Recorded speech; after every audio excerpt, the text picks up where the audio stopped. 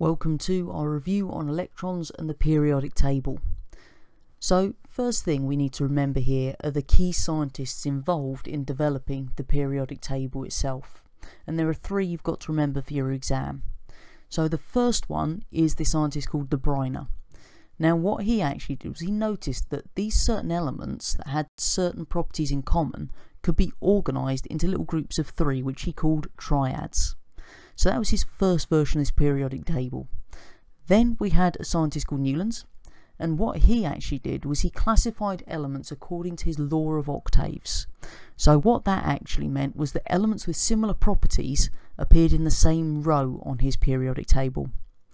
The third scientist is one called Mendeleev, and he's the one we still use a version of the table of today.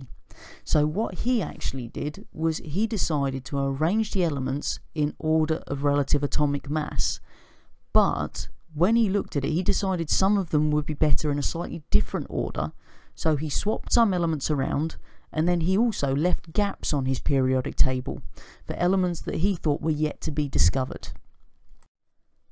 When we actually look at the periodic table today, you'll see that the elements are actually arranged in order of their increasing atomic number. So if you start with hydrogen with the atomic number of 1, you go across to helium, then back to lithium is 3, beryllium's 4, boron's 5, and so on. So you start in the top left, working across left to right and working your way down, and that is in order of increasing atomic number. And remember, there are these two key features on our periodic table. The horizontal rows are known as the periods, and the vertical columns are known as the groups. Now the electronic structure then is the way that the electrons are arranged in the atom.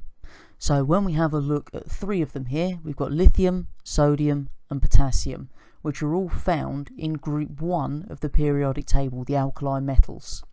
So if we look at their electronic structures, we can see lithium has 1 electron in its outer shell, sodium has 1 electron in the outer shell, and potassium has 1 electron in its outer shell. So what we can actually say is that the number of electrons present in the outer shell of a particular atom tells you the group number as well. So if it's got 1 electron in its outer shell, it's in group 1. If it has 6 electrons in its outer shell, it will be in group 6. Finally, we just need to remember that when we're looking at the period, then that will be the same as the amount of numbers in the electronic structure. So if we have a look at lithium, for example, because its electronic structure is 2.1, then we've got 2 numbers there, which tells us it's in period 2. Sodium, which has 2.8.1, is going to be in period 3 because there are the 3 numbers there. Potassium, 2.8.8.1, 4 numbers, it's going to be in the 4th period.